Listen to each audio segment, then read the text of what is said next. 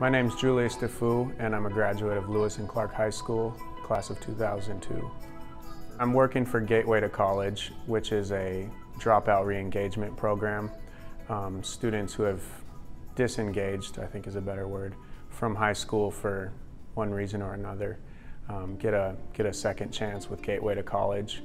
So it's a dual enrollment program where they're taking college classes to earn high school credits. Essentially, my role is academic success coach, which is basically an advisor.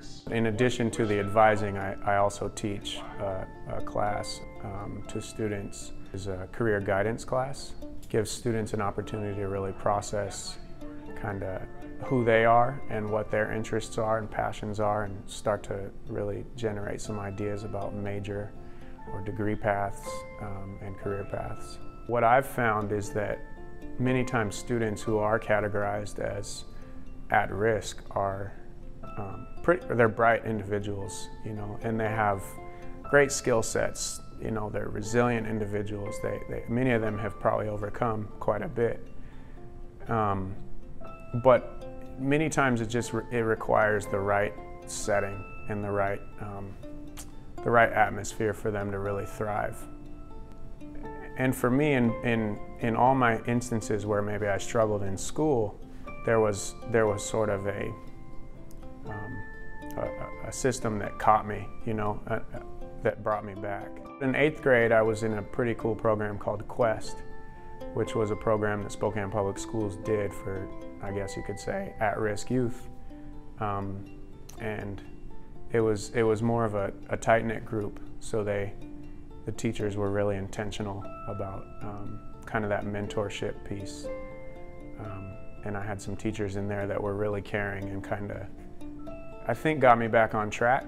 So when I went to high school, there were no glitches at all. It was pretty easy. I did well in high school. So for me, to continue to, you know, be qualified even and to actually do a quality job, it's essential that I continue to be a lifelong learner.